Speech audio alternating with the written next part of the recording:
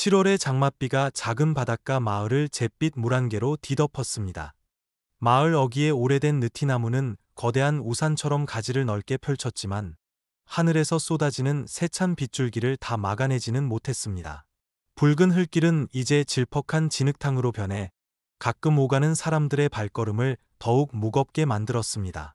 몇 채 안 되는 낡은 집 창문 너머로 새어나오는 희미한 불빛은 스산하게 열린 창문 틈으로 스며들어 고요하고 쓸쓸한 풍경을 자아냈습니다. 창문 틈으로 불어오는 바람은 축축하고 차가운 기운을 몰고 와 평소 조용했던 마을을 더욱 외롭게 만들었습니다.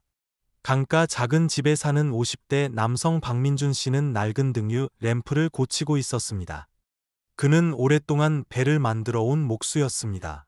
그의 두 손은 나무와 거친 연장을 다루는 데 익숙했지만 오늘 밤 그의 손은 추위 때문에, 그리고 어쩌면 이름 모를 외로움 때문에 떨리고 있었습니다. 10년 전 아내가 오랜 투병 끝에 세상을 떠났습니다.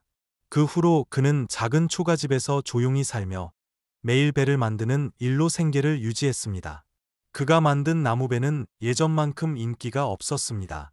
사람들은 이제 더 편리한 철제배를 선호했지만 그는 마치 그것이 삶의 의미를 붙잡는 유일한 방법인 것처럼 꿋꿋하게 일을 계속했습니다. 그날 밤 민준 씨는 일을 마치고 집으로 돌아가는 길이었습니다. 비가 거세게 내려 낡은 비옷을 걸쳐 입어야 했습니다. 젖은 모자에서는 물방울이 그의 마른 어깨 위로 뚝뚝 떨어졌습니다. 미끄러운 흙길 때문에 그는 조심스럽게 한 걸음씩 내디뎌야 했습니다. 마을 어귀 느티나무 근처에 다다랐을 때 이상한 소리가 빗소리를 뚫고 들려왔습니다. 약하게 흐느끼는 아기 울음소리였습니다. 민준 씨는 걸음을 멈추고 귀를 기울였습니다. 빗소리와 바람소리로 시끄러운 속에서도 그 울음소리는 가늘지만 분명하게 마치 절망적인 구조 요청처럼 들렸습니다.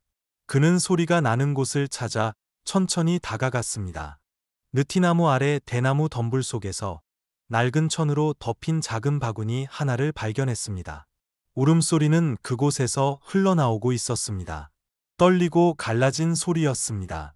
천을 살며시 걷어낸 그는 깜짝 놀랐습니다. 갓 태어난 여자 아기가 안에 누워 있었습니다. 아주 작은 아기의 하얀 피부가 잿빛 빛 속에서 유난히 도드라져 보였습니다. 아기의 목에는 정교한 봉황 문양이 새겨지는 목걸이가 걸려 있었습니다. 섬세한 선으로 새겨진 봉황이 구름 사이에서 위엄 있게 날개를 펼친 모습은 마치 신성한 상징 같았습니다. 어둠 속에서 은빛이 반짝이는 것을 보자 그는 마치 누군가의 기억 조각을 들고 있는 듯한 기분이 들었습니다. 아기는 눈을 꼭 감고 입술을 파르르 떨며 기력이 다한 듯 간헐적으로 울음을 터뜨렸습니다. 민준 씨는 아기를 바라보며 상반된 감정에 휩싸였습니다. 그는 누가 이렇게 모질게 아기를 버렸을까? 그것도 이렇게 험한 날씨에? 라고 자문했습니다. 문득 기억이 떠올랐습니다. 세상을 떠난 아내를 처음 만났던 날, 그날도 이렇게 비 내리는 추운 밤이었고 아내는 바다에 나간 아버지를 하염없이 기다리며 강가에서 떨고 있었습니다. 그 기억에 그의 마음이 무겁게 가라앉았습니다. 그는 속삭였습니다. 만약 당신이었다면 당신도 이 아기를 그냥 두지 않았을 텐데. 하지만 감동 속에서도 갈등하는 생각이 스쳤습니다. 그의 시선이 다시 아기 목의 은 목걸이에 멈췄습니다. 이 목걸이는 어디서 온 걸까? 혹시 더 큰 무언가의 징표는 아닐까? 그와 동시에 다른 걱정이 스멀스멀 피어올랐습니다. 내가 이 아기를 키울 능력이 될까? 내 삶도 이미 힘든데 어떻게 한 명을 더 책임진단 말인가?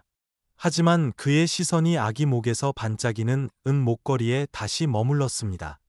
정교한 문양은 무언가 특별한 것을 암시하는 듯했고 그와 아기 사이의 기묘한 연결고리가 느껴졌습니다. 삶의 상실로 무뎌졌던 민준 씨의 마음이 어느새 부드러워졌습니다. 그는 아기를 비옷으로 감싸 안고 집으로 데려가기로 결심했습니다. 집으로 돌아가는 내내 그는 세상을 떠난 아내와 함께했던 행복했던 시절을 떠올렸습니다.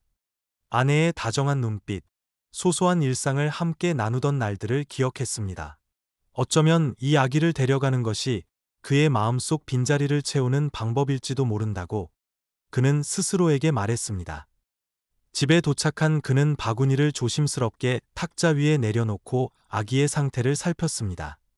아기는 지쳐서 잠들어 있었고 숨소리는 약했지만 규칙적이었습니다. 그는 아기 옆에 앉아 작은 얼굴을 바라보았습니다. 따뜻한 감정이 그의 마음속에 퍼져나가며 밤의 냉기를 어느 정도 몰아냈습니다. 감긴 아기의 눈을 보며 그는 속삭였습니다. 앞으로 어떻게 될지는 모르겠다. 하지만 이것이 하늘이 맺어준 인연이라면 내가 더 이상 어떤 상처도 받지 않도록 하마. 어쩌면 내 인생도 여기서부터 달라질지 모르지. 별표 별표 새로운 시작과 마을의 시선 별표 별표. 강가 집에서의 첫 아침. 아기의 울음소리가 아직 깊은 잠에 빠져 있던 민준 씨를 깨웠습니다. 작은 창문으로 부드러운 아침 햇살이 스며들었지만 평소의 고요함은 사라진 듯했습니다. 그는 허둥지둥 일어나 아기를 달랠 만한 것을 찾았습니다. 태어나서 처음으로 그는 분유를 타야 했습니다. 평소에는 아침 커피에나 타 먹던 것이었습니다. 그의 서툰 손놀림의 분유가 탁자 위로 흘러넘쳤지만 마침내 작은 숟가락으로 따뜻한 분유를 아기 입에 넣어줄 수 있었습니다. 아기는 울음을 그치고 크고 반짝이는 눈으로 그를 바라보더니 갑자기 방긋 웃었습니다. 그 미소는 마치 아침 햇살처럼 그의 마음속 모든 어둠을 걷어내는 듯했습니다. 그 순간 그는 세상을 떠난 아내가 이웃집 아이들을 안아주던 모습이 떠올랐습니다. 아내의 다정한 눈빛과 환한 미소, 그리고 언젠가 그에게 했던 말이 기억났습니다. 만약 우리에게 아이가 생긴다면 당신은 세상에서 가장 멋진 아빠가 될 거예요. 그 기억들이 이제 그를 더욱 강하게 만들고 아내와의 약속처럼 아기를 잘 돌봐야 한다는 마음을 다지게 했습니다. 민준 씨가 아기의 존재에 점차 익숙해질 무렵 마을 어귀에서는 이미 소문이 퍼지기 시작했습니다. 동네 가게는 평소보다 더 붐볐습니다. 동네 아주머니들이 모여 수군거렸습니다. 글쎄, 박씨 아저씨가 느티나무 아래 덤불에서 아기를 주었다지 뭐야. 별일이네, 정말. 별일은 무슨. 아마 정부 보조금이라도 받으려고 입양하려는 거겠지. 말도 안 돼, 그 양반 나이도 있고 누가 그런 짓을 하겠어. 내가 보기엔 좋은 사람 같던데. 다른 여자가 걱정스러운 표정으로 끼어들었습니다. 하지만 저렇게 애를 주워오면 나중에 부모가 찾아오면 어떡해. 괜히 골치 아픈 일만 생길 텐데. 의심과 감탄이 뒤섞인 말들이 오갔지만 아기의 갑작스러운 등장은 많은 사람들의 호기심을 자극했습니다. 한편 가게 주인 아주머니는 친절했지만 민준 씨가 아기 용품을 사러 들르자 걱정을 감추지 못했습니다. 그녀는 혀를 차며 말했습니다. 박서방, 좋은 마음인 건 알겠는데 애 키우는 게 쉬운 일이 아니야. 잘 생각해 봤어. 나중에 부모라도 찾아오면 당신도 편치 못할 텐데. 민준 씨는 그저 희미하게 웃었습니다. 그렇게 멀리까지 생각 못했어요. 하지만 지금 이 아기한테는 아무도 없잖아요. 어떻게 그냥 내버려둬요. 그의 절친한 친구인 철수가 그를 지지했습니다. 민준아, 난 내가 잘했다고 생각해. 그 아기한테는 너 같은 사람이 필요해. 다른 사람들 말에 흔들리지 마. 그날 밤 모든 것이 조용해졌을 때 민준 씨는 아기를 위해 직접 만든 대나무 유람 옆에 앉았습니다. 아기는 잠이 들었고 숨소리는 규칙적이었습니다.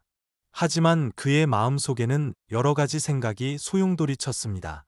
그는 현재의 삶, 초가집에서의 외로운 날들, 낡은 배 옆에서 보내던 지루한 오후들을 생각했습니다. 아기의 등장은 하늘이 그의 외로움을 달래주기 위해 보낸 선물일까? 아내의 모습이 다정한 미소와 함께 떠올랐습니다. 그녀가 이웃집 아이를 돌보던 모습, 그리고 그녀의 목소리가 들리는 듯했습니다. 만약 우리에게 아이가 있다면 당신은 분명 좋은 아빠가 될 거예요. 그 말들이 그를 재촉하는 것 같았습니다. 그는 스스로에게 물었습니다. 이 아기가 지난 몇 년간의 외로움을 보상하기 위해 하늘이 보낸 선물일까? 이 아기는 내가 필요해. 그는 스스로에게 다짐하듯 나지막이 말했습니다. 그리고 어쩌면 나도 이 아이가 필요할지 몰라. 그날 밤 그는 결정을 내렸습니다. 그는 아기를 바라보며 하나라는 이름을 지어주었습니다. 그의 삶의 생기를 불어넣어 줄 작은 꽃 한 송이. 나는 평생 상실 속에서 살아왔지만 이제부터는 더 이상 잃지 않겠어. 하나, 너는 나의 가족이 될 거야. 그는 굳은 눈빛으로 속삭였습니다. 하지만 바로 그 순간 조용한 밤의 문 두드리는 소리가 울렸습니다. 민준 씨는 깜짝 놀랐습니다. 이 시간에 누구지? 마을 사람일까? 아니면 아기와 관련된 낯선 사람일까? 별표 별표 따뜻한 이웃, 고된 현실 별표 별표. 강가 집 밖에서는 닭 우는 소리가 아침의 시작을 알렸습니다. 민준 씨가 문을 열자 가게 주인 아주머니가 큰 천 보따리를 안고 서 있었습니다. 박서방, 하나 이필헌 옷이랑 천 기저귀 좀 가져왔어요. 애 키우는 거 힘들 텐데 어려운 일 있으면 언제든 나한테 말해요. 그녀는 인자한 미소를 지으며 말했습니다. 민준 씨는 꾸러미를 받으며 연신 고마워했습니다. 안에는 낡았지만 깨끗하고 따뜻한 아기 옷 몇 벌이 들어 있었습니다. 이웃의 따뜻한 정이 그의 걱정을 조금이나마 덜어주었습니다. 아침은 평소보다 훨씬 분주했습니다. 민준 씨는 서둘러 하나에게 줄 묽은 미음을 끓였지만 아기의 울음소리에 정신없이 허둥댔습니다. 태어나서 처음으로 그는 아기를 돌보면서 아침 식사를 준비해야 했습니다. 하나는 그의 낮고 따뜻한 목소리에 익숙해진 듯 그가 달래주자 울음을 그치고 미소를 지었습니다. 그가 허둥대는 동안 다른 이웃인 김씨 아주머니가 과일 몇 개를 들고 찾아와 격려의 말을 건넸습니다. 힘내서 아기 잘 키워. 우리 마을 사람들 다 박서방 좋아하니까. 필요한 거 있으면 말만 해요. 우리가 도울게. 진심 어린 말들에 민준 씨는 마을 사람들의 정을 더욱 깊이 느꼈습니다. 하나에게 밥을 먹인 후 그는 잠시 중단되었던 일을 하기 위해 배 만드는 작업장으로 서둘러 나갔습니다. 하나는 작은 담요에 쌓여 대나무 바구니로 만든 임시 유람에서 잠들어 있었습니다. 바쁜 와중에도 그는 아기가 안전한지 확인하기 위해 수시로 뒤돌아보았습니다. 삶이 항상 순탄한 것은 아니었습니다. 장마철이 되자 배 만드는 일은 더욱 힘들어졌습니다. 사람들은 새 배를 주문하기보다 낡은 배를 고쳐 썼습니다. 민준 씨는 생계를 위해 배 말뚝 박는 일을 부업으로 해야 했습니다. 고된 일이었지만 하나를 키우는 비용을 마련하는 데 도움이 되었습니다. 한 번은 하나가 날씨 변화 때문에 심한 열이 났습니다. 민준 씨는 밥도 제대로 못 먹고 아기를 안고 빗속을 걸어 마을 보건소로 향했습니다. 길에서 김씨 아주머니가 또 나타나 마른 수건을 급히 가져와 하나를 감싸주었습니다. 이러다 아기 다 젖겠어요. 박서방, 좀 더 조심해야지. 이런 작은 행동들이 힘든 순간에 그에게 힘을 더해 주었습니다. 집으로 돌아오는 길에 그는 세상을 떠난 아내를 떠올렸습니다. 만약 당신이 살아있었다면 모든 것이 더 쉬웠을 텐데. 그런 순간마다 그는 자신이 옳은 일을 하고 있는지 자문했습니다. 하지만 노력하지 않으면 누가 이 아기를 지켜줄까? 별표 별표 아빠라는 이름. 커지는 사랑 별표 별표. 어려움 속에서도 민준 씨와 하나의 유대감은 날이 갈수록 깊어졌습니다. 어느 날 오후 그가 하나를 위해 낡은 옷을 꿰매고 있을 때 약한 목소리가 들려왔습니다. 아빠. 그는 고개를 들었습니다. 그의 눈에는 감동이 가득했습니다. 하나야, 방금 뭐라고 불렀니? 아빠. 작지만 온 세상을 담은 듯한 아빠라는 소리. 민준 씨는 잠시 넋을 잃었습니다. 햇볕에 그을린 그의 얼굴 위로 눈물이 흘러내렸습니다. 몇 년 만에 처음으로 그는 가족이라는 두 글자의 의미를 느꼈습니다. 하나는 점차 사랑을 받기만 하는 아이에서 그에게 관심을 보여주는 아이로 변해갔습니다. 그녀는 종종 그가 일할 때 옆으로 기어와 그의 손을 가볍게 만지며 마치 그의 피로를 나누려는 듯했습니다. 한 번은 그가 몹시 지쳐 있을 때 아기가 작은 부채를 들고 서툴게 부채질을 해주었습니다. 크고 동그란 눈은 마치 아빠, 슬퍼하지 마세요라고 말하는 것 같았습니다. 이런 작은 행동들이 그를 더욱 사랑스럽고 애틋하게 만들었습니다. 그 후 며칠 동안 민준 씨는 하나가 활발할 뿐만 아니라 배우는 것을 매우 좋아한다는 것을 깨달았습니다. 그녀는 종종 그가 들려주는 이야기에 귀를 기울였고 그가 새로운 것을 언급할 때마다 눈을 반짝였습니다. 강가에서는 작은 개들과 놀거나 조약돌을 주워 작은 집 모양으로 쌓기도 했습니다. 하나는 이웃 사람들과도 더 친해져서 모두의 사랑을 받았습니다. 매일매일 하나는 더욱 활발해졌습니다. 그녀는 마당을 뛰어다니거나 강가에서 물장난치는 것을 좋아했고, 그가 들려주는 강과 마을 어기 느티나무에 대한 옛날 이야기를 듣는 것을 좋아했습니다. 밤이 되면 그는 고향의 자장가를 불러 아기를 재웠습니다. 그 부드러운 가락은 마치 평생 그녀를 지켜주겠다는 약속 같았습니다. 어느 날 그가 작업장에서 일하고 있을 때 낯선 사람이 세배를 주문하러 찾아왔습니다. 놀라긴 했지만 그는 이것이 재정 상태를 개선할 기회라고 생각했습니다. 하지만 집에 돌아왔을 때 그는 한 이웃이 하나의 은 목걸이에 대해 이야기하는 것을 들었습니다. 그 목걸이 참 이상해.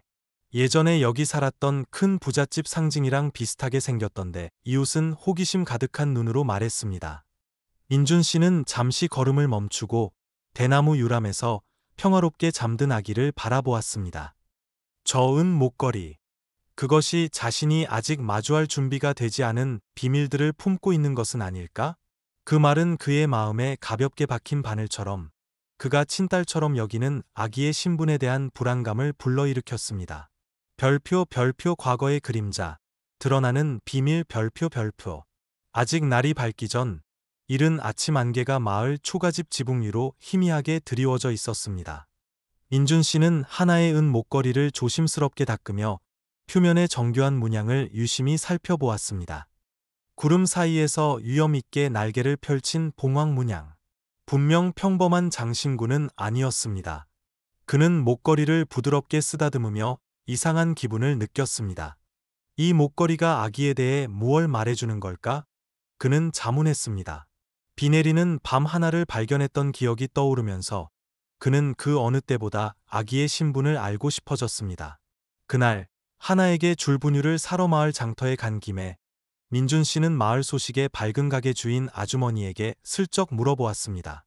아주머니는 목걸이를 보더니 놀란 표정을 지었습니다. 박서방, 이 문양은 예전에 살았던 김 사장님 댁 상징이랑 똑같네. 그 집 예전에 엄청 부자였는데 10년도 더 전에 마을을 떠났지. 아마 박서방도 그 집 이야기 알걸? 민준 씨는 망설였습니다. 강가 큰 집에 살았던 부유한 가족에 대해 어렴풋이 기억했지만 자세한 내용은 몰랐습니다. 왜 떠났는데요? 이야기가 길지. 듣자 하니 그 집 공장에서 사고가 났대. 김 사장 부인이 세상을 떠나고 집안이 기울기 시작했지. 큰딸도 정신적으로 많이 힘들어했고 결국 김 사장이 공장 팔고 마을을 떠나버렸어. 아주머니는 목소리를 낮추고 누가 들을까 봐 주위를 살피듯 눈을 흘겼습니다. 어떤 사람들은 그 집안이 무슨 안 좋은 일에 엮였다고도 하던데 목걸이의 봉황 문양도 아주 특별한 의미가 있다고들 하고 여기서는 아무도 그 집안 이야기를 잘 안 하려고 해. 수수께끼 같은 말들은 민준 씨의 호기심을 더욱 자극했지만 동시에 섬뜩한 기분도 들게 했습니다. 아주머니의 이야기는 그의 마음속에 많은 감정을 불러일으켰습니다. 혹시 하나가 이 가족과 어떤 관련이 있는 것은 아닐까? 호기심에 이끌려 그는 예전에 김 사장 가족이 살았던 강가의 낡은 집으로 향했습니다. 집으로 가는 길은 이미 잡초로 뒤덮여 있었습니다. 마른 잎 위를 밟는 그의 발소리가 앙상한 대나무 가지 사이를 스치는 바람 소리와 뒤섞여 을씨년스러운 분위기를 자아냈습니다. 썩은 나무 문이 살짝 열려 안에 어두컴컴한 공간이 드러났습니다. 이끼 낀 벽, 키키한 곰팡이 냄새, 그리고 완전한 침묵은 이곳이 마치 밝히고 싶지 않은 비밀을 굳게 지키고 있는 듯했습니다. 마당에서 민준 씨는 돌에 새겨진 그림을 발견했습니다. 하나의 은 목걸이 문양과 똑같은 봉황 그림이었습니다. 아침 하늘의 희미한 빛이 그림을 기묘하게 반짝이는 것처럼 보이게 했습니다. 그의 심장이 갑자기 빠르게 뛰기 시작했습니다. 마치 하나에 대한 이야기의 어떤 조각이 서서히 맞춰지는 듯했습니다. 하지만 동시에 걱정이 밀려왔습니다. 만약 이게 사실이라면 아기의 삶은 내가 바라는 것처럼 평탄하지 않을 텐데. 나이든 노인 한 분이 지나가다 걱정스러운 눈빛으로 민준 씨를 보았습니다. 젊은이, 이 집 옛날 이야기는 들추지 않는 게 좋아. 누구나 자기만의 비밀이 있는 법인데 알아내서 뭘 하려고. 괜히 골치 아픈 일만 생길 뿐이야. 민준 씨는 노인에게 가볍게 고개를 숙여 감사 인사를 했지만 불안한 표정을 감추지 못했습니다. 감사합니다, 어르신. 하지만 저는 밝혀야 한다고 생각해요. 그 아이는 제 전부입니다. 아이에게 위험한 일이 생기도록 내버려 둘 수는 없어요. 그날 밤, 하나를 재운 후 민준 씨는 낡은 나무 탁자 옆에 조용히 앉았습니다. 그의 마음은 여전히 낮에 보고 들은 것들로 복잡했습니다. 어두운 집 안에서 등유 램프 불빛이 깜박이며 탁자 위에 은 목걸이를 비췄습니다. 목걸이는 희미한 빛을 발하는 듯했고 더욱 기묘한 느낌을 주었습니다. 창밖에서는 나무 그림자가 흔들렸는데 문득 그는 희미한 형체가 스쳐 지나가는 것을 본 것 같았습니다. 그는 깜짝 놀라 뒤돌아보았지만 밖은 그저 광활한 어둠뿐이었습니다. 내가 너무 피곤해서 헛것을 봤나 보군. 그는 스스로를 진정시켰습니다. 바로 그때 문 쪽에서 작은 소리가 들렸습니다. 그가 나가보니 문틈에 작은 쪽지 하나가 끼워져 있었습니다. 쪽지에는 서툰 글씨로 이렇게 적혀 있었습니다. 진실을 알고 싶다면 보름달 뜨는 밤에 느티나무 아래로 오시오. 누군가 자신을 지켜보고 있다는 느낌이 그의 등골을 오싹하게 만들었습니다. 그는 다시 주위를 둘러보았습니다. 바깥의 어둠은 모든 것을 삼켜버릴 듯했습니다. 쪽지는 그의 손에서 마치 거절할 수 없는 비밀스러운 초대장처럼 떨리고 있었습니다. 별표 별표 변호사의 방문. 드러나는 진실 별표 별표. 다음 날 아침, 햇살이 집 앞 대나무 숲 사이로 막 비치기 시작할 때 민준 씨는 이미 일상적인 일을 시작했습니다. 푹 자고 일어난 하나는 집 중앙에 깔린 돗자리 위에서 놀고 있었습니다. 천진난만한 눈으로 그를 보며 아빠라고 옹알거렸습니다. 그가 낡은 나무노를 수리하고 있을 때 마을 어귀에서 옹성거리는 소리가 그의 주의를 끌었습니다. 말끔한 정장 차림의 낯선 남자가 마을 어귀 찻집에서 가게 주인 아주머니와 이야기를 나누고 있었습니다. 그의 고급스러운 차림새를 보고 마을 사람들은 수군거리기 시작했습니다. 저 사람은 누구지? 이런 작은 마을의 예닐일까? 혹시 박서방이랑 그 아기 때문에 온 거 아닐까? 자신을 광 변호사라고 소개한 낯선 남자가 민준 씨 집 대문 앞으로 다가왔습니다. 광 변호사는 45세 정도로 키가 크고 말랐으며 날카로운 눈빛을 가지고 있었습니다. 그는 문을 두드리며 낮고 정중한 목소리로 말했습니다. 박민준 씨, 저는 서울에 계신 김선희 회장님의 대리인 광 변호사라고 합니다. 하나 아기에 대해 이야기하러 왔습니다. 민준 씨는 잠시 멈칫했지만 금세 평정을 되찾았습니다. 그는 광 변호사를 집 안으로 안내하고 녹차 한 주전자를 탁자 위에 놓았습니다. 하나는 여전히 돗자리 위에서 얌전히 놀고 있었고 곧 벌어질 이야기가 자신의 인생을 바꿀 것이라는 사실을 전혀 알지 못했습니다. 광 변호사가 탁자 위에 사진 한 장을 내려놓았습니다. 사진 속에는 하나와 똑같이 생긴 갓난아기가 있었습니다. 이 아이는 김선희 회장님의 손녀입니다. 저희가 파악한 정보에 따르면 하나 양이 바로 이 아이일 가능성이 높습니다.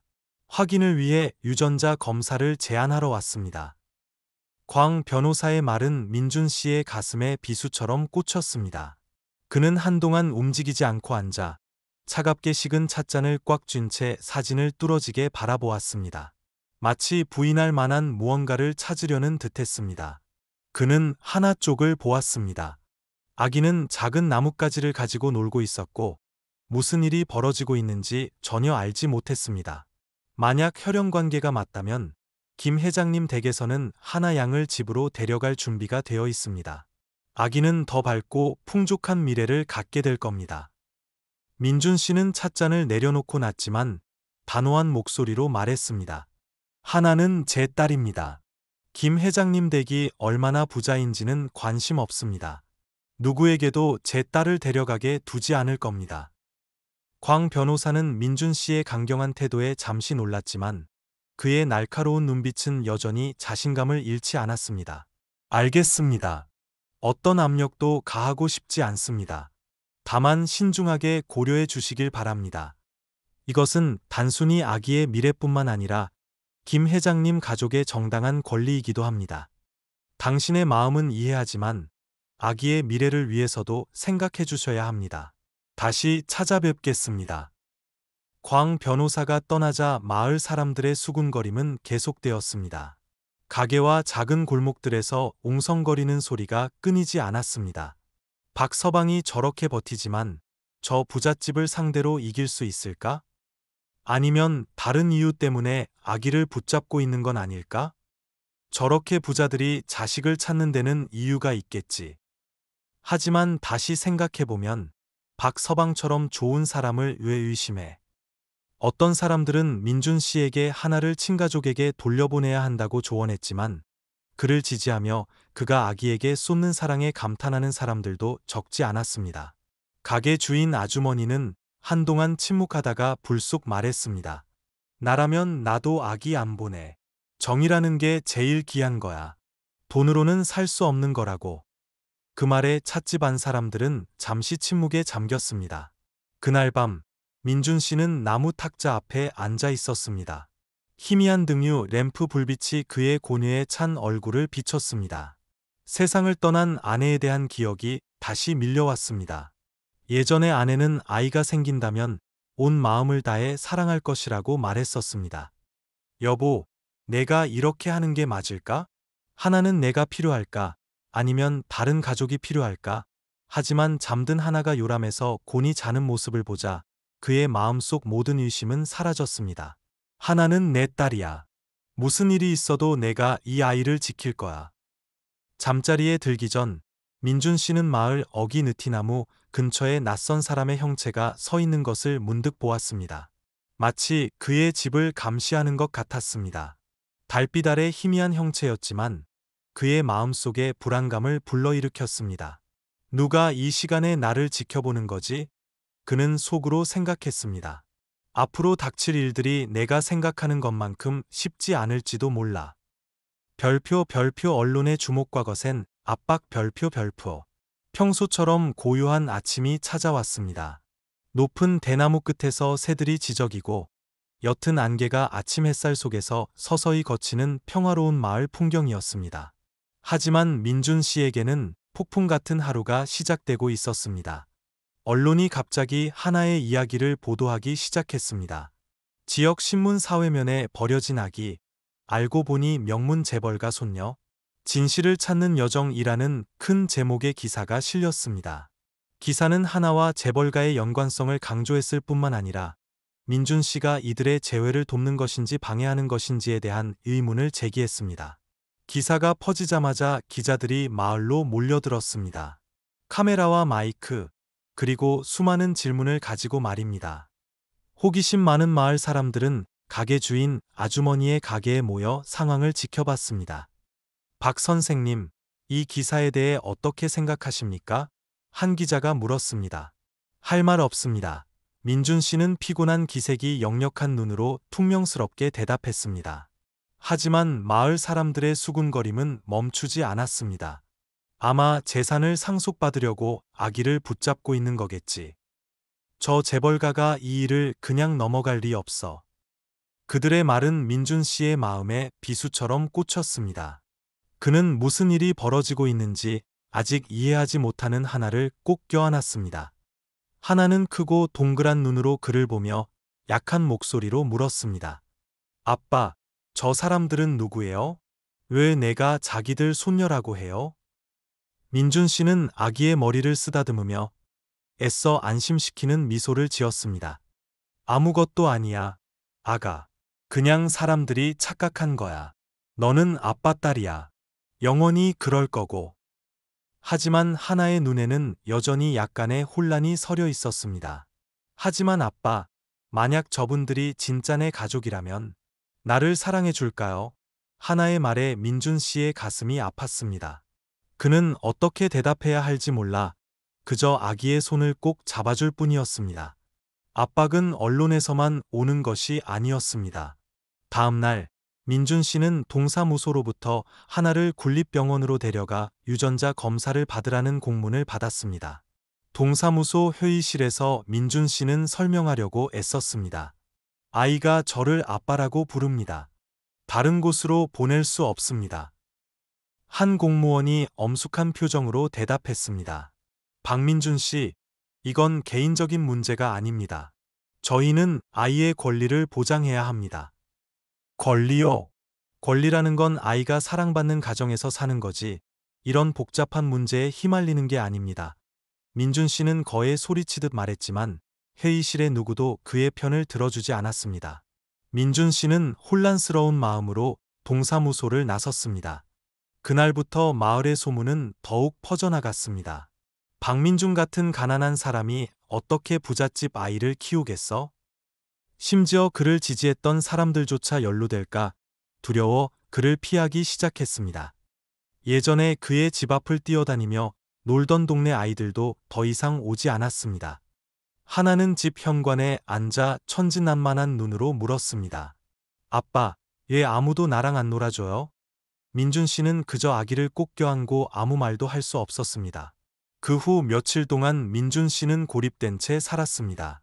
그럼에도 불구하고 그는 끊임없이 하나를 생각했습니다. 아기의 웃음소리, 아기가 처음으로 아빠라고 불렀던 순간, 두 사람이 함께 부엌 난로가에 앉아 있던 순간들. 무슨 일이 있어도 손을 놓을 수는 없어. 그는 굳은 눈빛으로 스스로에게 다짐했습니다. 어느 날 저녁, 그가 하나의 낡은 옷을 꿰매고 있을 때 또 다른 편지가 도착했습니다. 김 회장 측 변호사가 보낸 편지였습니다. 7일 이내에 하나 양을 서울로 데려와 법적 절차를 밟아야 합니다. 협조하지 않을 경우 저희는 강경한 조치를 취할 것입니다. 편지를 읽는 민준 씨의 마음이 납덩이처럼 무거워졌습니다. 그는 대나무 유람에서 곤히 잠든 하나를 바라보았습니다. 무력감이 그를 덮쳤습니다. 하나가 문득 잠에서 깨어 졸린 눈으로 그를 보았습니다. 아빠, 아빠랑 헤어지기 싫어. 그는 서둘러 몸을 숙여 아기의 손을 잡았습니다. 그의 목소리는 낮고 따뜻했지만 단호했습니다. 아빠는 누구도 우리를 갈라놓게 두지 않을 거야, 딸. 하지만 민준 씨의 마음속에는 여전히 불안감이 가시지 않았습니다. 어떻게 이 아이를 지켜야 할까? 별표 DNA 검사 결과와 할머니의 등장 별표. 어느 쌀쌀한 아침, 민준 씨는 강가 작은 집을 조용히 나섰습니다. 그의 손에는 하나의 작은 손이 잡혀 있었습니다. 국립병원은 멀지 않았지만 오늘 그의 발걸음은 유난히 무겁고 불안했습니다. 하나는 제잘거리며 물었습니다. 아빠, 우리 어디 가요? 저 병원 가는 거 싫은데. 민준 씨는 아기의 작은 손을 살며시 잡고 억지 미소를 지었습니다. 괜찮아. 그냥 잠깐 검사만 하는 거야. 그러고 집에 갈 거야. 유전자 검사는 긴장된 분위기 속에서 진행되었습니다. 하나는 주사바늘을 보고 울음을 터뜨렸고 민준 씨는 한참을 달래야 했습니다. 진료실을 나서며 그의 시선은 먼 곳을 향해 멍하니 향했습니다. 그의 마음은 단 한순간도 평온하지 못했습니다. 결과가 우리 부녀의 삶을 바꿔놓을까? 그는 스스로에게 물었습니다. 며칠 후 의사가 결과를 통보했습니다. 검사 결과 하나 양이 김선희 회장님의 친손녀임이 확인되었습니다. 민준 씨 앞에 모든 것이 흐릿해지는 것 같았습니다. 그의 가슴이 아팠습니다. 결과 때문이 아니라 홍수처럼 밀려오는 상실에 대한 두려움 때문이었습니다. 그는 하나를 보았습니다. 아기는 계단 옆에서 아무 걱정 없이 놀고 있었고 어떤 폭풍우가 기다리고 있는지 아직 알지 못했습니다. 얼마 지나지 않아 고급 승용차 한 대가 민준 씨 집 앞에 섰습니다. 차에서 내린 여성은 김 회장이었습니다. 하얗게 샌 머리는 단정하게 빗어 넘겼고 눈빛은 날카로웠지만 피곤한 기색이 역력했습니다. 그녀 뒤에는 광 변호사와 다른 몇몇 사람들이 커다란 과일 바구니를 들고 따라왔습니다. 김 회장이 입을 열었습니다. 박민준 씨, 내가 하나의 할머니여. 아이를 데리러 왔소. 민준 씨는 김 회장을 바라보았습니다. 그의 눈빛에는 분노와 고통이 뒤섞여 있었습니다. 하나를 데리러 오신 게 정 때문입니까? 아니면 소위 말하는 책임감 때문입니까? 그는 차갑게 물었습니다. 김 회장은 동요하지 않았습니다. 당신은 이해 못할 거요. 나는 하나를 위해 이러는 거요. 아이는 더 나은 삶을 살 자격이 있어. 여기서 당신이 아이에게 어떤 미래를 줄 수 있겠소? 가난한 집, 부족한 삶 말이오. 아이는 그런 사치스러운 것들이 필요 없어요. 민준 씨는 목소리가 떨렸지만 단호하게 대답했습니다. 가족이란 돈이 가장 많은 곳이 아니라 사랑이 있는 곳이고, 제가 바로 이 아이를 조건 없이 사랑해 줄 수 있는 사람입니다. 김 회장은 잠시 멈칫했습니다. 날카로운 눈빛 속에 망설임이 스쳤습니다. 사랑만으로 충분하다고 생각하시오? 당신 같은 아버지가 세상 풍파 앞에서 아이를 지켜줄 수 있겠소? 아니면 그저 당신의 외로움을 채우기 위해 이기적으로 아이를 붙잡고 있는 것 아니오? 제가 완벽하지 않을 수는 있겠죠. 민준 씨는 확신에 찬 눈빛으로 말했습니다. 하지만 아이에게 가장 중요한 것은 안정과 사랑받는다는 느낌이라는 것을 압니다. 저는 제 삶을 채우기 위해 하나를 붙잡고 있는 게 아닙니다. 제가 아이를 필요로 하듯 아이도 저를 필요로 한다는 것을 알기 때문에 붙잡고 있는 겁니다. 김 회장이 떠난 후 민준 씨는 하나가 잠든 침대 옆에 앉아 있었습니다. 그의 지친 눈은 곤히 잠든 아기를 바라보고 있었습니다. 아기를 처음 입양했던 날들의 기억이 떠올랐습니다. 운명적인 비 내리는 밤부터 아기가 처음으로 아빠라고 불렀던 순간까지. 내가 이기적인 걸까? 그는 자문했습니다. 하지만 하나의 천진난만한 미소는 그의 마음속 의심을 모두 지워버렸습니다. 그들이 뭐라고 하든 나는 이 아이를 떠나보낼 수 없어. 그는 스스로에게 다짐했습니다. 떠나기 전 김 회장은 경고의 말을 남겼습니다. 일을 크게 만들고 싶지는 않소. 하지만 당신이 계속 고집을 부린다면 법에 호소할 수밖에 없소. 하나는 우리 가족이오. 민준 씨는 대답하지 않고 멀어져 가는 차를 그저 바라볼 뿐이었습니다. 그의 눈빛은 단호했지만 마음속에서는 감정의 파도가 휘몰아쳤습니다. 아무리 부자라고 한들 내가 해준 것처럼 하나에게 사랑을 줄 수 있을까? 그의 눈빛 속에서 하나에 대한 사랑은 무엇으로도 흔들 수 없는 결심으로 변해 있었습니다. 별표 커지는 갈등, 흔들리는 마음 별표. 민준 씨와 김 회장의 만남에 대한 소식은 마을 전체로 빠르게 퍼져나갔습니다. 마을 어기 가게부터 동네 구석구석까지 모두가 끊임없이 수군거렸습니다. 박서방이 저렇게 큰 집안을 상대로 버틸 수 있을까 몰라 한 할머니가 고개를 저었습니다. 이 일 간단하지 않아. 저 집안 권세가 대단한데 과연 아이를 지킬 수 있을까? 다른 사람이 말을 이었습니다. 긴장된 분위기 속에서 검은색 고급 승용차 한 대가 흘길을 달려와 마을 사람들의 호기심 어린 시선을 사로잡았습니다. 김 회장이 차에서 내렸고 광 변호사와 수행원 몇 명이 뒤따랐습니다. 그녀는 고상한 보라색 비단 한복을 입고 있어 권위와 부유함이 느껴졌습니다. 그녀는 강가의 작은 집을 훑어보며 탐색하는 듯한 눈빛으로 말했습니다. 이 집은 정말 내 손녀에게 어울리지 않는군. 주변 사람들이 들을 수 있을 만큼 작지만 분명한 목소리였습니다. 민준 씨는 문 앞에 서서 기다리고 있었습니다. 그의 거친 손은 굳게 쥐어져 있었습니다. 그는 강인해 보였지만 눈빛에는 불안감을 감출 수 없었습니다. 하나가 뒤에서 달려나와 민준 씨의 손을 잡고 김 회장을 의아한 눈으로 바라보았습니다. 김 회장이 느리지만 차가운 목소리로 말을 시작했습니다. 박민준 씨, 우리는 싸우러 온 게 아니오. 나는 그저 내 손녀를 위해 최선을 다하고 싶을 뿐이오. 아이는 밝은 미래가 필요하오. 당신이 결코 줄 수 없는 환경 말이오. 민준 씨는 침묵했습니다. 그의 시선이 하나를 스쳐 지나간 뒤 김 회장을 똑바로 바라보았습니다. 제가 부유하지 않다는 것은 압니다. 하지만 저는 하나에게 따뜻한 집과 진실한 사랑을 줄 수 있습니다. 김 회장은 미간을 찌푸렸습니다.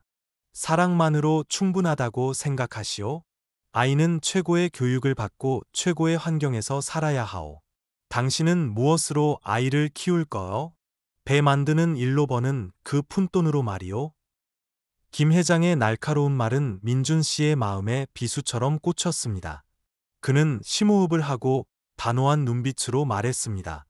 저는 아이에게 사치스러운 삶을 줄 수는 없지만 가족의 진정한 가치가 무엇인지 가르쳐 줄 수 있습니다. 돈이 전부는 아닙니다. 사랑이야말로 사람이 제대로 성장하게 돕는 것입니다. 그 사이 하나는 민준 씨 다리 뒤에 숨어 서서 큰 눈으로 김 회장을 보다가 다시 민준 씨를 바라보았습니다. 아기의 눈빛에는 호기심과 두려움이 뒤섞여 있었습니다. 두 사람 사이에 긴장감을 느낀 하나는 민준 씨의 손을 살며시 흔들며 떨리는 목소리로 말했습니다. 아빠, 내가 뭘 잘못했어요? 하나의 나지막한 속삭임에 민준 씨는 몸을 숙여 아기의 머리를 쓰다듬었습니다. 아니야, 아가. 아무도 널 탓하지 않아. 그냥 아빠가 항상 여기 내 곁에 있다는 것만 기억하면 돼. 대립은 계속되었습니다. 김 회장의 말 한마디 한마디는 강력한 공격과 같았지만 민준 씨는 굳건히 버텼습니다. 김 회장은 강조했습니다. 당신이 아이를 붙잡고 있는 것은 이기적인 진리요. 당신은 아이가 더 잘 살 기회를 빼앗고 있는 거요. 민준 씨는 대답했습니다. 이기적인 것은 자신의 이익만 생각할 때입니다. 저는 그저 아이를 상처받을 수 있는 것들로부터 보호하고 싶을 뿐입니다. 하나는 두 사람을 번갈아 보며 마치 두 세계 사이에 끼어 있는 듯한 기분을 느꼈습니다. 아기의 눈에는 눈물이 그렁그렁 맺혔습니다. 그녀는 조용히 말했습니다. 할머니, 저 아빠 슬프게 하고 싶지 않아요. 하지만 할머니 화나게 하고 싶지도 않아요. 아기의 말은 긴장감을 녹이며 무거운 침묵을 남겼습니다. 이야기가 가장 격해졌을 때 김 회장은 갑자기 말투를 바꿨습니다. 만약 당신이 진정으로 하나를 사랑한다면 그것을 증명하시오. 나는 당신이 아이를 키울 수 있도록 재정적으로 지원할 용의가 있소. 하지만 내가 제시하는 조건들을 받아들여야 할 거요. 민준 씨는 김 회장을 바라보았습니다. 그의 눈에는 탐색과 망설임이 가득했습니다. 무슨 조건 말입니까? 김 회장은 미소를 지으며 더 이상 말하지 않았습니다. 생각해 보시오. 우리는 다시 오겠소. 차가 떠나자 민준 씨는 문지방에 멍하니 앉아 있었습니다. 그의 마음속은 분노와 무력감, 그리고 복잡한 감정들이 뒤섞여 있었습니다. 하지만 하나에 대한 사랑은 여전히 가장 밝은 불꽃이었습니다. 그는 하나를 바라보며 아기의 머리카락을 부드럽게 쓸어넘기고 속삭였습니다. 나는 이 아이를 지키겠다고 약속했어. 그리고 해낼 거야. 누구도 우리를 갈라놓을 수 없어. 별표 할머니의 제안과 하나의 갈등 별표. 김 회장의 차가 마을을 떠나자 강가의 작은 집에는 무거운 공기가 내려앉았습니다. 민준 씨는 난로가에 앉아 깜박이는 불꽃을 물끄러미 바라보았습니다. 평소에는 그의 곁에서 제잘거리던 하나가 이제는 집구석에 조용히 앉아 멍한 눈빛을 하고 있었습니다. 아이가 피곤한가 보군. 그는 스스로에게 말했지만 마음속에는 설명하기 어려운 불안감이 피어올랐습니다. 김 회장은 포기하지 않고 하나와 단둘이 이야기할 기회를 얻었습니다. 아이의 호기심을 자극하며 김 회장은 하나가 상상해 본 적 없는 다른 세계에 대해 이야기했습니다. 아가, 그거 아니? 김 회장은 반짝이는 눈으로 부드럽게 말했습니다. 우리 가족은 서울에 아주 큰 집이 있단다. 푸른 정원과 넓은 수영장도 있고, 너는 국제학교에 다니고, 친구들도 사귀고, 내가 원하는 모든 것을 가질 수 있을 거야. 하나는 눈을 동그랗게 뜨고 고개를 갸웃거리며 물었습니다. 정말요, 할머니? 거기 영화에 나오는 것 같아요. 김 회장은 미소를 지으며 하나의 어깨에 손을 얹었습니다. 영화보다 더 멋지단다. 아가야, 너는 그곳에 속해 있어. 너는 우리 가족에 없어서는 안 될 소중한 존재란다. 그 대화 이후 하나는 변하기 시작했습니다. 그 후 며칠 동안 그녀는 종종 멍하니 강을 바라보며 김 회장이 말한 것들을 상상하는 듯했습니다. 민준 씨는 뚜렷한 변화를 감지했습니다. 예전에는 그가 일하고 돌아오면 하나가 항상 달려나와 그를 껴안았지만 이제 그녀는 그저 눈을 들어 바라보다가 다시 고개를 돌려 자신만의 생각에 잠기는 듯했습니다. 어느 날 저녁, 부녀가 함께 저녁을 먹을 때 하나가 갑자기 물었습니다. 아빠, 나는 아빠 닮았어요? 그 질문에 민준 씨는 멈칫했고 손에 든 젓가락이 밥그릇 위로 떨어졌습니다. 그는 하나를 바라보며 놀라움을 감추려 애썼습니다. 너는 아빠 닮을 필요 없어. 너는 너 자신이고 내가 아빠에게 가진 가장 멋진 존재야. 하지만 하나는 그저 침묵할 뿐 눈빛은 먼 곳을 향하고 있었습니다. 민준 씨의 마음속은 혼란스러웠습니다. 그는 하나가 흔들리고 있으며 김 회장이 약속한 새로운 것들에 끌리고 있다는 것을 알았습니다. 하지만 그는 아기를 탓하지 않았습니다. 부녀가 함께 즐거웠던 순간들의 이미지가 그의 마음속에 떠올랐습니다. 달콤하지만 것엔 파도 앞에 연약한 기억 조각들처럼. 그는 하나의 까르르 웃던 웃음소리, 그를 아빠라고 부를 때 천진난만하게 빛나던 눈빛, 그가 밤늦게 하나의 침대 옆에 앉아 아기가 작은 베개를 꼭 껴안고 곤히 자는 모습을 지켜보던 밤들을 떠올렸습니다. 그는 아기를 처음 입양했던 날들을 기억했습니다. 대나무 바구니 속의 약한 울음소리부터 그녀가 그를 아빠라고 불렀던 달콤한 순간들까지. 내가 뭘 잘못한 걸까? 그는 자문했습니다. 아니면 단지 내가 저들만큼 아이에게 많은 것을 줄 수 없기 때문일까? 상실감이 그의 마음속에 스며들었습니다. 마치 인생에서 가장 소중한 것을 잃어버릴 위기에 처한 듯했습니다. 이름 모를 두려움이 그의 심장을 죄었고 이미 마른 그의 어깨를 더욱 무겁게 짓눌렀습니다. 하지만 바로 그 순간 그는 스스로에게 다짐했습니다. 아니야, 내가 하나에게 주는 사랑은 진실해. 무슨 일이 있어도 손을 놓을 수는 없어. 어느 날 오후 민준 씨가 하나를 위해 낡은 옷을 꿰매고 있을 때 아기가 다가와 망설이며 말했습니다. 아빠, 저 서울에 한번 가보고 싶어요. 잠깐만이라도요. 하나의 말은 그의 심장에 비수처럼 꽂혔습니다. 바늘을 쥔 그의 손가락이 멈추고 떨렸습니다. 그의 눈은 하나를 바라보며 아기의 눈빛 속에서 익숙함을 찾으려 했지만 그가 본 것은 혼란과 거리감뿐이었습니다. 그는 아기를 바라보며 입술을 달싹였지만 아무 말도 나오지 않았습니다. 작은 집은 침묵에 잠겼고 오직 창문 틈으로 바람 소리만 들려왔습니다. 그는 몸을 숙여 조용히 한숨을 쉬었고 무심코 손에 진천 조각을 꽉 쥐었습니다. 마치 희미한 희망이라도 붙잡으려는 듯이. 별표 별표 어려운 결정과 이별의 순간 별표 별표. 어둠이 마을을 감쌌지만 강가의 작은 집에서는 등유 램프 불빛이 여전히 희미하게 새어 나오고 있었습니다. 민준 씨는 탁자 옆에 앉아 두 손으로 관자놀이를 짚고 먼 곳을 응시했습니다. 오후에 하나가 했던 말이 계속 귓가에 맴돌았습니다. 아빠, 저 서울에 한번 가보고 싶어요.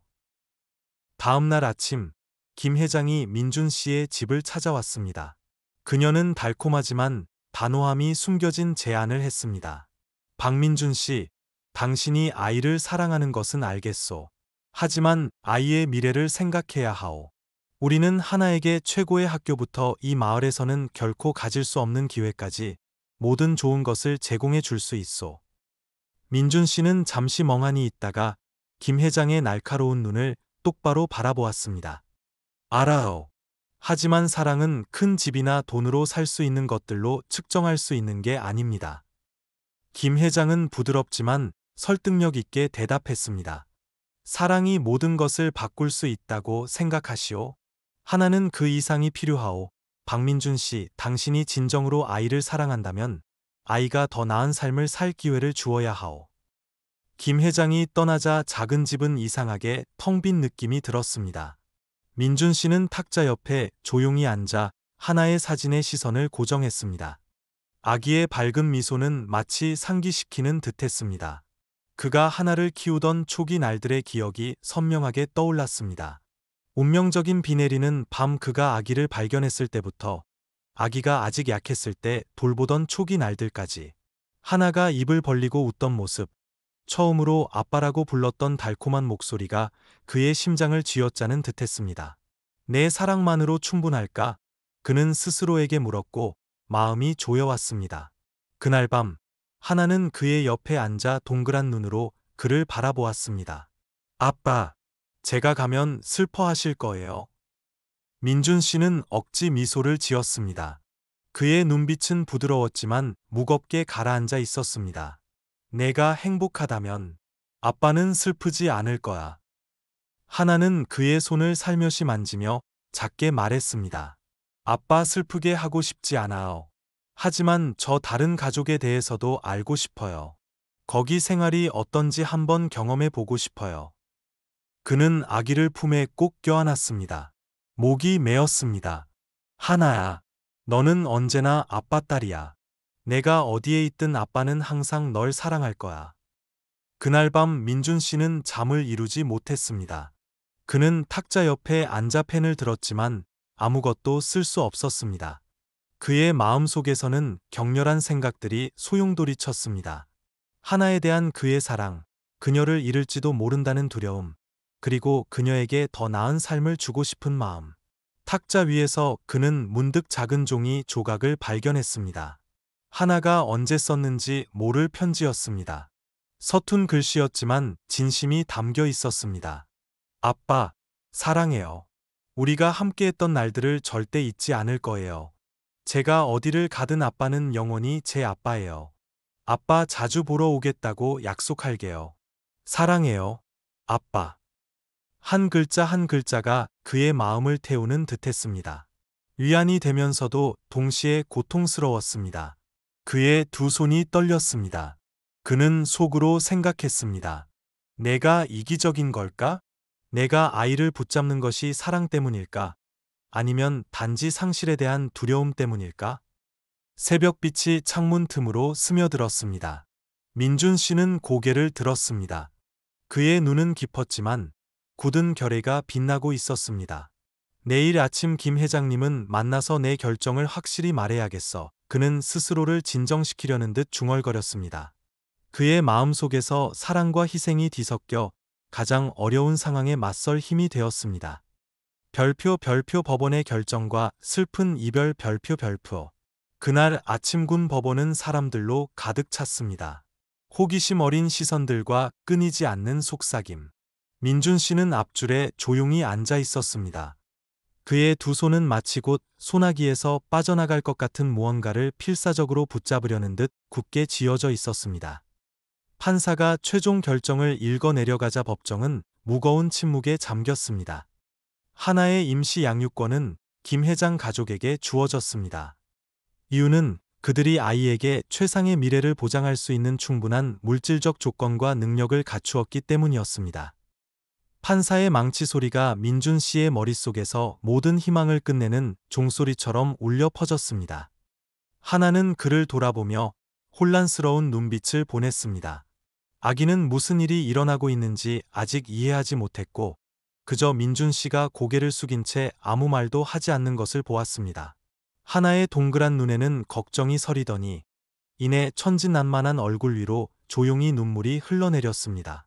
아빠, 제가 뭘 잘못했어요? 아기의 속삭임은 민준 씨의 마음을 산산조각 내는 듯했습니다. 다음 날 아침, 강가의 작은 집에서 민준 씨는 조용히 하나의 짐을 쌌습니다. 작은 배낭에는 그가 여러 번 꿰매준 따뜻한 옷, 하나가 좋아했던 낡은 그림책, 그리고 그가 항상 아기 곁에 두었던 신비하는 목걸이까지 익숙한 물건들이 조심스럽게 채워졌습니다. 하나는 그의 옆에 서서 아무것도 묻지 않고 모든 것을 바라보았습니다. 아빠, 아빠랑 헤어지기 싫어요. 아기는 목 메인 소리로 말했습니다.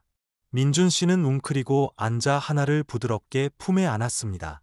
아빠도 너랑 헤어지기 싫어. 하지만 이건 아빠가 해야 할 일이야. 어디에 있든 너는 아빠 딸이야. 하나는 그의 가슴에 얼굴을 묻고 눈물로 그의 낡은 옷을 적셨습니다. 그 순간 아기는 그저 아빠랑 헤어지기 싫어요. 우리 집에 있고 싶어요. 라는 말만 반복할 뿐이었습니다. 마을 어귀에 고급 승용차가 미끄러지듯 멈춰 섰습니다. 김 회장이 위험 있지만 부드러움을 가장한 모습으로 내렸습니다. 그녀는 민준 씨를 보며 약간의 동정심 어린 눈빛으로 말했습니다. 박민준 씨, 이것이 당신에게 얼마나 힘든 일인지 압니다. 하지만 저를 믿으세요. 저는 단지 하나를 위해 최선을 다하고 싶을 뿐입니다. 하나는 민준 씨를 꼭 껴안고 눈물을 뚝뚝 흘렸습니다. 아빠, 가기 싫어요. 아빠랑 같이 있을래요. 민준 씨는 평정을 유지하려 애썼지만 그의 목소리는 떨렸습니다. 가거라, 아가. 저 가족에 대해 알아야 해. 하지만 아빠가 항상 여기서 널 기다리고 있다는 걸 잊지 마. 차가 떠나자 민준 씨는 마을 어귀에 우두커니 서서 차의 모습이 완전히 사라질 때까지 바라보았습니다. 순간, 그는 주위에 아무 소리도 들을 수 없었습니다. 오직 무겁게 뛰는 자신의 심장 소리와 홍수처럼 밀려오는 하나에 대한 기억만이 느껴졌습니다. 서울의 큰 저택에서 하나는 완전히 다른 세상으로 발을 들였습니다. 모든 것이 화려하고 낯설었습니다. 풍성한 식사, 값비싼 장난감들, 모든 것이 아기를 놀라게 했지만 민준 씨에 대한 그리움을 지울 수는 없었습니다. 식사 때마다 하나는 긴 식탁을 조용히 바라보며 아빠가 종종 이야기를 들려주던 낡은 나무 식탁과 비교했습니다. 그녀는 종종 구석에 앉아 강과 작은 초가집에 대한 그림을 그렸지만 김 회장 가족 중 누구도 그 의미를 이해하지 못했습니다. 매일 밤 하나는 창가에 앉아 별이 가득한 하늘을 바라보며 속삭였습니다. 아빠, 보고 싶어요. 김 회장은 하나와 시간을 보내며 가족 이야기를 들려주고 화려한 곳으로 데려가며 노력했지만 두 사람 사이의 거리는 여전히 뚜렷하게 존재했습니다. 하나는 종종 예의 바르게 할머니에게 미소를 지었지만 그 눈 속에는 김 회장이 결코 만질 수 없는 공허함이 있었습니다. 강가의 작은 집에서 민준 씨는 슬픈 눈으로 탁자 앞에 앉아 있었습니다. 하나로부터 편지가 도착했습니다. 서툰 글씨였지만 애정이 듬뿍 담겨 있었습니다.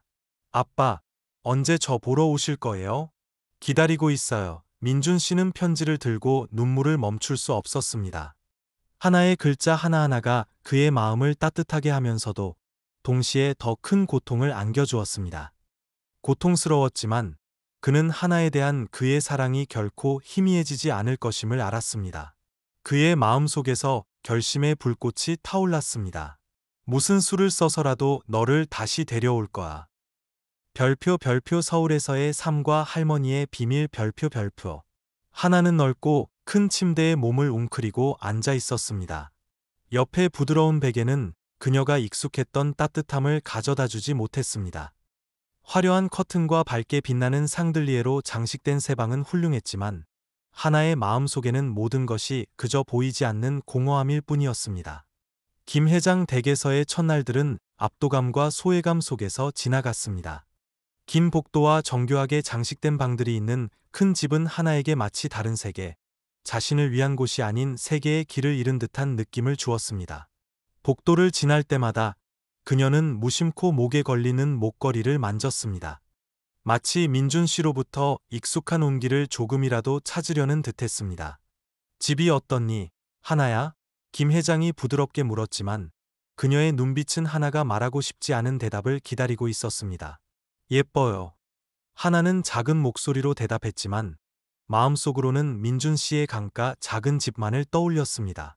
그곳은 비가 오나 눈이 오나 항상 문지방에 앉아 기다리는 그가 있었고 거칠지만 따뜻한 그의 손은 언제든 그녀를 안아줄 준비가 되어 있었습니다. 저택에서의 저녁 식사는 완전히 다른 경험이었습니다. 하나는 높은 의자에 앉았고 긴 식탁에는 정교하게 차려진 음식들이 놓여 있었습니다. 음식이 맛있었지만 그녀는 몇 입 먹지 않고 조용히 젓가락을 내려놓았습니다. 이 음식이 마음에 안 드니? 김 회장이 걱정스러운 목소리로 물었습니다. 아니에요. 그냥 배불러요. 하나는 먼 곳을 바라보며 대답했습니다. 그녀는 문득 민준 씨가 그녀가 반찬에서 채소를 골라낼 때 웃으며 채소 먹어야 빨리 크지, 하나야, 라고 말하던 것을 떠올렸습니다. 그 기억들이 그녀의 마음을 아프게 했습니다. 매일 저녁, 하나는 큰 창가에 앉아 별이 가득한 도시 하늘을 올려다보았습니다. 도시는 밝은 불빛으로 가득했지만 마을의 부드러운 달빛과는 비교할 수 없었습니다. 그녀는 민준 씨가 옛날 이야기를 들려주던 밤들을 그리워했습니다. 그의 낮고 따뜻한 목소리는 그녀를 잠들게 했습니다. 아빠, 저 보고 싶으세요? 하나는 눈물이 그렁그렁 맺힌 눈으로 속삭였습니다. 그녀는 민준 씨가 그녀의 이름을 수놓아준 손수건을 조용히 꺼내 뺨에 대었습니다. 마치 그를 곁에 두려는 듯이. 어느 날, 하나는 민준 씨에게 편지를 쓰기로 결심했습니다. 편지는 깨끗한 흰 종이에 쓰였지만 서툰 글씨는 그녀의 감정을 분명하게 드러냈습니다. 사랑하는 아빠께 잘 지내세요? 아빠가 너무 보고 싶어요.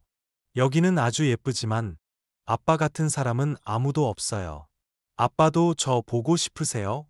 아빠가 빨리 저 보러 오셨으면 좋겠어요. 그녀는 김 회장이 준비해준 작은 봉투에 편지를 조심스럽게 접어 넣었지만 바로 보내기를 망설였습니다.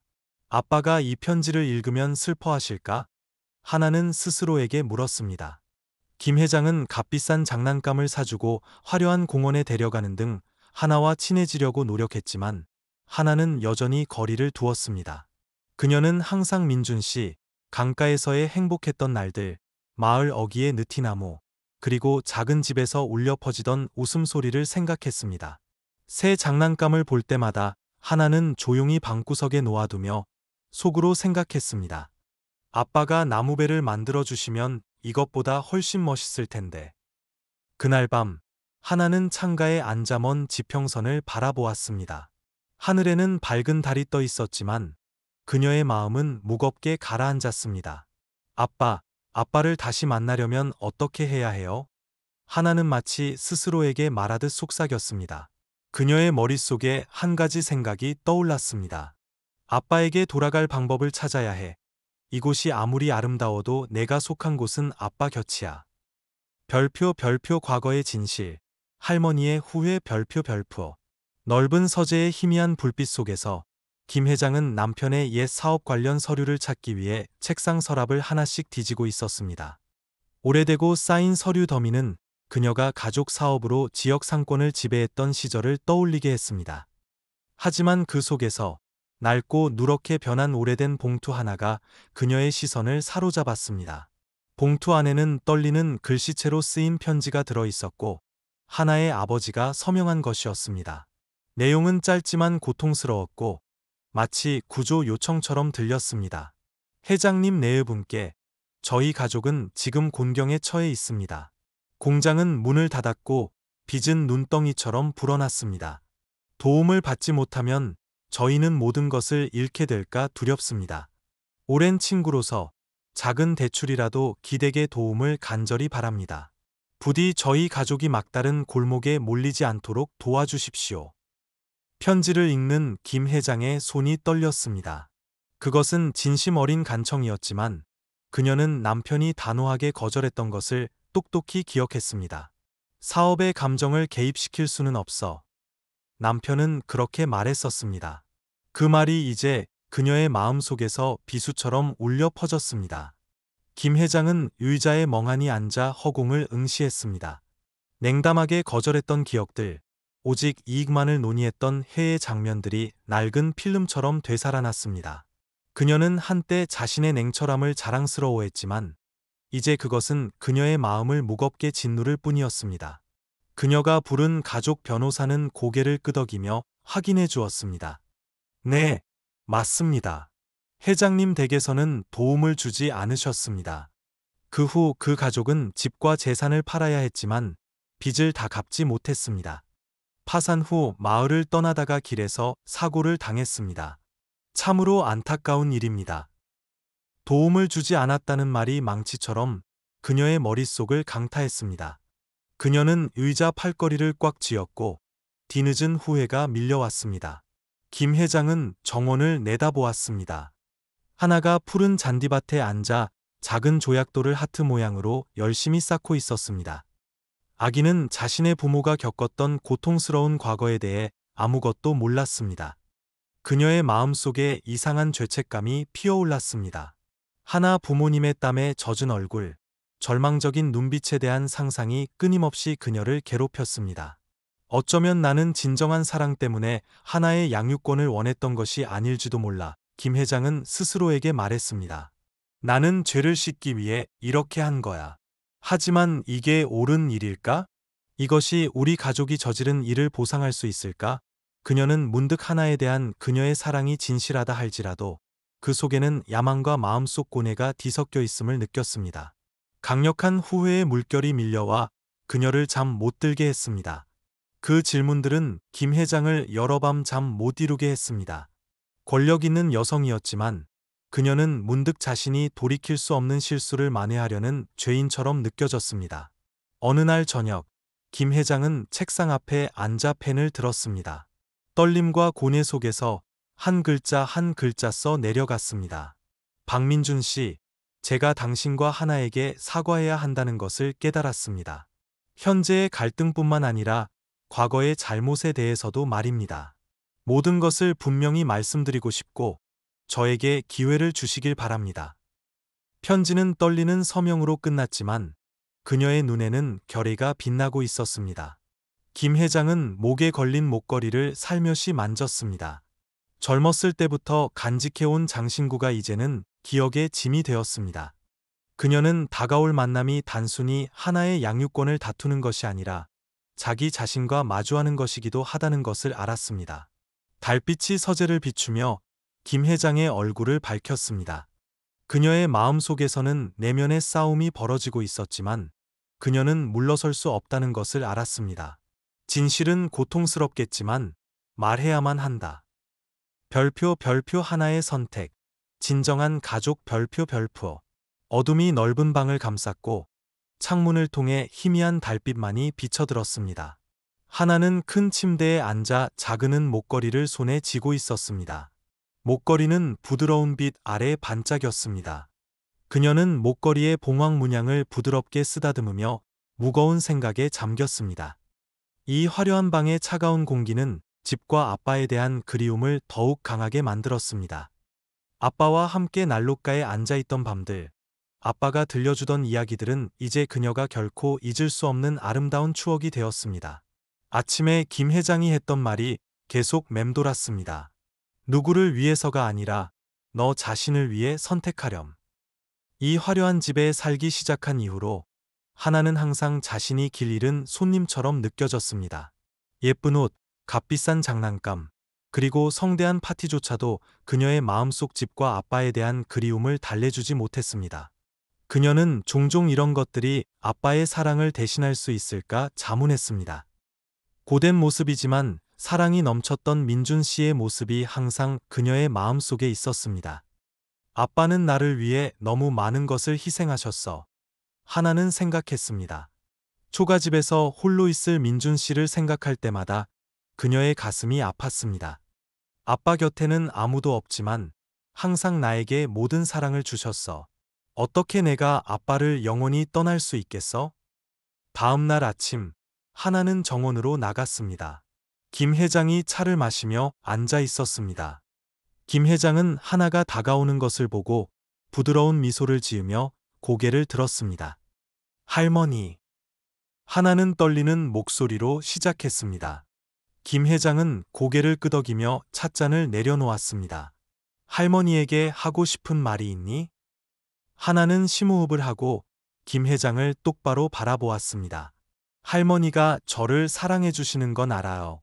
하지만 저는 아빠 없이는 살 수 없어요.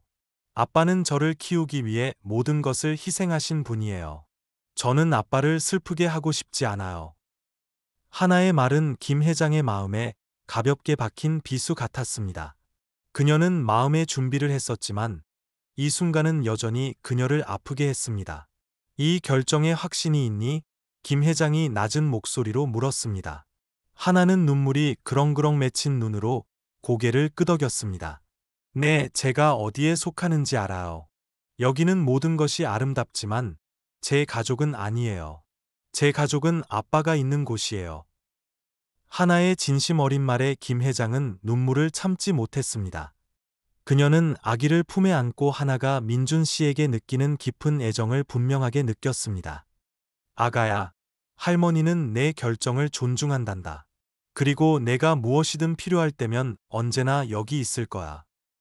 김 회장 가족은 하나를 위해 작은 송별 파티를 열었습니다. 반짝이는 불빛 속에서 하나는 조용히 김 회장에게 감사 편지를 썼습니다. 사랑하는 할머니께 사랑과 가족에 대해 더 많이 이해하게 도와주셔서 감사해요. 할머니를 절대 잊지 않을 거예요. 할머니가 항상 행복하고 건강하시기를 바라요. 사랑해요, 할머니. 하나를 태운 차가 다시 마을로 향했습니다. 길을 가는 동안 그녀는 창밖 풍경을 끊임없이 바라보며 처음으로 가족을 다시 만나는 것처럼 설레는 마음을 느꼈습니다. 차가 마을 어귀에 멈췄을 때 하나는 민준 씨가 그곳에 서 있는 것을 보았습니다. 마른 모습이었지만 그의 눈빛은 희망으로 가득 차 있었습니다. 아빠, 하나는 소리치며 차 문을 열고 달려 나갔습니다. 민준 씨는 팔을 벌려 아기를 품에 꼭 껴안았습니다. 눈물이 멈추지 않고 흘렀습니다. 아빠, 저 왔어요. 민준 씨는 아무 말도 하지 못하고 그저 고개를 끄덕였습니다. 그의 눈은 붉게 충혈되어 있었습니다. 그 순간 그의 마음속 모든 고통과 걱정은 사라지고 오직 크나큰 행복만이 남았습니다. 저물어가는 햇살 속에서 부녀의 모습이 작은 초가집으로 이어지는 흙길 위로 길게 드리워졌습니다. 모든 것이 예전처럼 소박했지만 두 사람의 마음속 행복은 그 어느 때보다 강하게 자라나 있었습니다. 별표 화해와 새로운 시작 별표. 이른 아침 햇살이 마을로 들어서는 길을 노랗게 물들였습니다. 길 양옆의 푸른 논밭이 평화로운 풍경을 더했습니다. 검은색 고급 승용차 한 대가 천천히 흙길을 달려와 마을 사람들의 호기심 어린 시선을 끌었습니다. 김 회장이 차에서 내렸습니다. 소박한 옷차림이었지만 여전히 그녀 특유의 세련됨이 느껴졌습니다. 그녀의 손에는 작은 가방이 들려 있었고 주위의 속삭임에 마주할 때 약간의 망설임이 엿보였습니다. 마을 사람들은 호기심에 가득 차 수군거렸습니다. 또 서방 집에 왔네. 무슨 중요한 일이 있나 봐. 김 회장은 민준 씨의 작은 초가집 앞에 멈춰 섰습니다. 가볍게 문을 두드리자 민준 씨가 집 안에서 나왔습니다. 그녀를 보고 그는 살짝 놀라며 약간의 경계심 어린 눈빛을 보였습니다. 무슨 일로 오셨습니까? 그는 경계심을 감추지 않고 물었습니다. 하나에 대해 이야기하고 싶어서 왔소. 김 회장은 차분하지만 진심이 담긴 목소리로 말했습니다. 민준 씨는 문을 열고 그녀를 안으로 안내했습니다. 집은 소박했지만 깔끔하고 아늑했습니다. 김 회장은 주위를 둘러보며 이곳과 자신의 화려한 저택의 차이를 분명하게 느꼈습니다. 김 회장은 자리에 앉아 눈빛을 부드럽게 했습니다. 잠시 침묵이 흐른 후 그녀는 말을 시작했습니다. 박민준 씨, 그동안 있었던 모든 일에 대해 정말 죄송하게 생각하오. 오늘 제가 여기 온 것은 사과하기 위해서요. 제가 했던 일뿐만 아니라 과거 우리 가족의 잘못에 대해서도 말이오. 민준 씨는 말없이 두 손을 마주 잡았습니다. 김 회장은 목 메인 소리로 말을 이었습니다. 우리 가족은 예전에 하나 부모님을 도울 기회가 있었지만 그러지 않았소. 그들을 어려운 상황으로 몰아넣었고 저는 죄책감을 느끼오. 민준 씨는 잠시 멍해졌습니다. 그의 눈에 놀라움이 스쳤습니다. 그는 옛날 소문들을 떠올리며 모든 것이 정말 운명 때문만은 아니었을지도 모른다는 것을 깨달았습니다. 하지만 그는 곧 평정을 되찾고 김 회장을 이해심 가득한 눈빛으로 바라보았습니다. 지난 일입니다. 저는 회장님은 탓하지 않습니다. 지금 중요한 것은 하나가 행복하다는 것입니다. 김 회장은 고개를 숙였습니다. 맞소. 하지만 저는 당신이 하나를 돌보는 것을 돕는 것으로 보상하고 싶소. 죄를 씻기 위해서가 아니라 아이가 더 나은 삶을 살 수 있도록 말이오. 처음에 민준 씨는 거절했습니다. 저는 제 아이를 스스로 돌볼 수 있습니다. 제가 아이에게 주는 사랑만으로도 모든 것을 보상할 수 있습니다. 하지만 김 회장은 부드럽게 설득했습니다. 당신은 그렇게 할 수 있겠지요. 하지만 지원이 더 있다면 하나는 더 많은 기회를 가질 수 있을 거요. 이것은 동정이 아니라 우리 가족의 책임이요. 민준 씨는 잠시 멍하니 먼 곳을 바라보았습니다. 그는 지난 힘들었던 날들, 하나를 지키기 위해 온 마을과 싸워야 했던 순간들을 생각했습니다. 마침내 그는 조용히 한숨을 쉬었습니다. 만약 그것이 하나에게 좋은 일이라면 거절하지 않겠습니다. 그 사이 하나는 집구석에 서서 조용히 대화를 듣고 있었습니다. 그녀는 밝은 눈으로 다가왔습니다. 아빠, 할머니. 하나는 망설이며 말했습니다. 두 분이 화목하게 지내시는 걸 보니 정말 행복해요. 우리 모두 가족인 거죠? 민준 씨와 김 회장 모두 감동했습니다. 김 회장은 하나를 품에 안고 작게 말했습니다. 내 말이 맞다. 우리 모두 가족이란다. 대화 후 김 회장은 민준 씨와 하나를 서울에서 열리는 가족 주최 자선 행사에 초대했습니다. 이것은 우리가 새로운 여정을 시작하는 방법이요. 하나를 위해서뿐만 아니라 우리 모두를 위해서 말이요. 그녀는 말했습니다. 그날 오후 세 사람은 부드러운 햇살 아래 마을 길을 함께 걸었습니다. 김 회장은 말했습니다. 어쩌면 때로는 죄를 씻는 것이 바로 더 많이 사랑하는 행동일지도 모르겠소. 민준 씨는 미소를 지으며 하나를 바라보았습니다. 아기는 그의 손을 꼭 잡고 있었습니다. 그의 마음속에서 사랑은 단순히 보호하는 것뿐만 아니라 사랑하는 사람에게 행복을 가져다 주기 위해 기꺼이 변화하고 용서하는 것이기도 했습니다.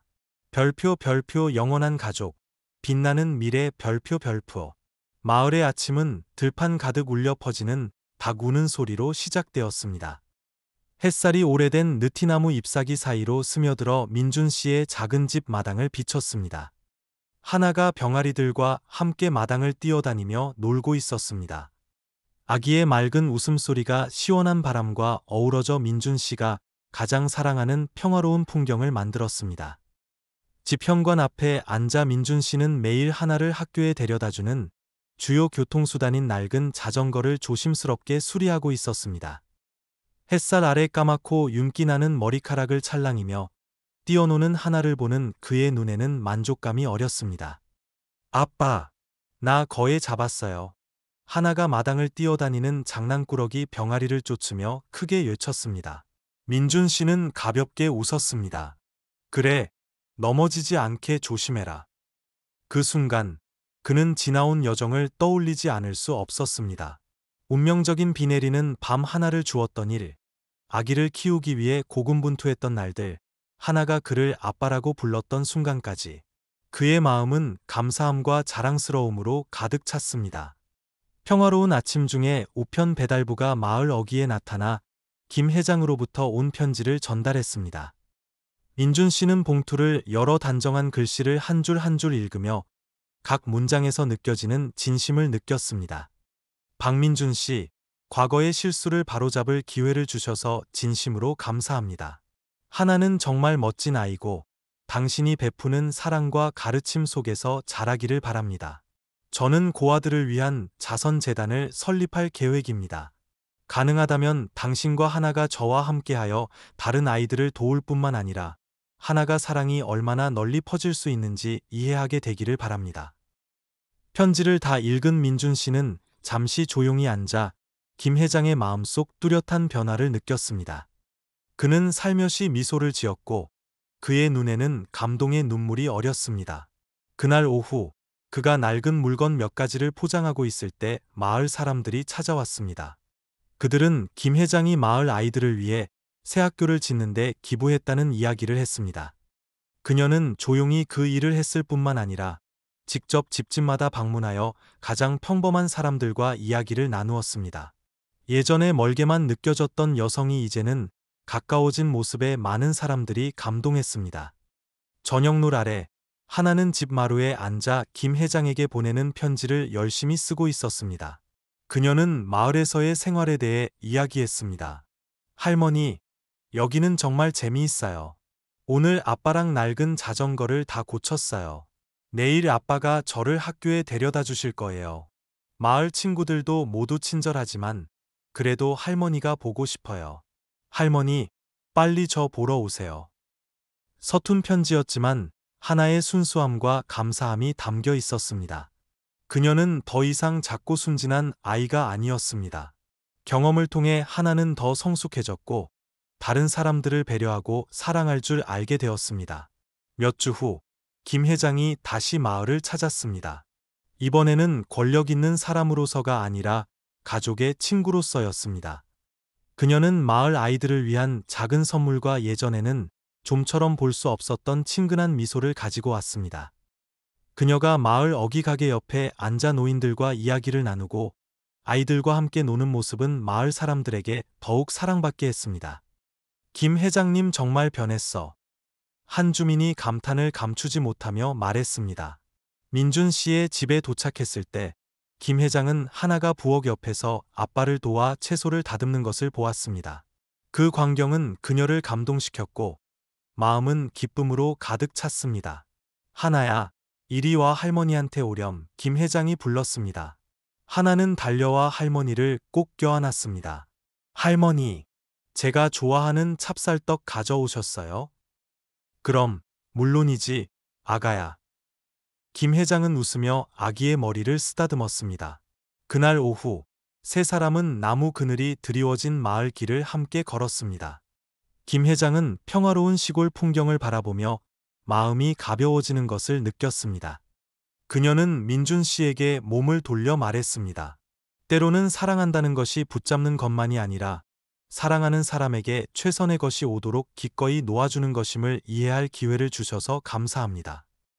민준 씨는 말없이 그녀를 바라보며 조용히 고개를 끄덕였습니다. 그의 마음속에서 김 회장의 말은 깊은 교훈처럼 울려 퍼졌습니다. 그는 지나온 일들을 생각하며 미소를 지었습니다. 사랑은 끊임없이 배우는 여정이야. 쉽지는 않지만 항상 인내할 가치가 있지. 그는 하나의 손을 꼭 잡고 따뜻함이 그의 심장으로 스며드는 것을 느꼈습니다. 아빠, 저는 제가 정말 운이 좋은 것 같아요. 우리는 영원히 가족인 거죠. 아빠? 하나가 행복 가득한 목소리로 말했습니다. 그럼, 딸아. 영원히 가족이지. 민준 씨는 목이 메었지만 따뜻함 가득한 목소리로 대답했습니다. 그의 눈에는 밝은 미래에 대한 믿음이 가득했습니다. 이렇게 민준 씨, 하나, 그리고 김 회장의 감동적인 여정은 사랑이 가득한 완전한 결말로 마무리되었습니다. 이 이야기는 사랑과 희생의 가치를 강조할 뿐만 아니라 용서, 화해, 그리고 각자가 과거의 상처를 극복하고 더 나은 미래를 건설하는 방법에 대한 깊은 교훈을 제시합니다. 우리는 가족이 반드시 완벽하거나 부유해야 하는 것이 아니라 가장 중요한 것은 유대감과 진실한 사랑이라는 것을 알게 됩니다. 질문은 이것입니다. 우리는 사랑하는 사람들을 위해 최선을 다하기 위해 어려움과 편견을 극복할 수 있을까요? 여러분은 이야기를 보고 어떤 생각을 하셨나요? 모든 것을 희생하는 민준 씨의 삶의 방식을 선택하시겠습니까? 아니면 김 회장의 죄책감을 덜기 위한 여정에 더 공감하시겠습니까? 댓글로 여러분의 생각과 의견을 공유해 주세요. 의미 있고 감동적인 이야기를 놓치지 않도록 채널 구독을 잊지 마세요. 오늘 이야기에 함께 해주셔서 감사합니다. 다음에 또 만나요.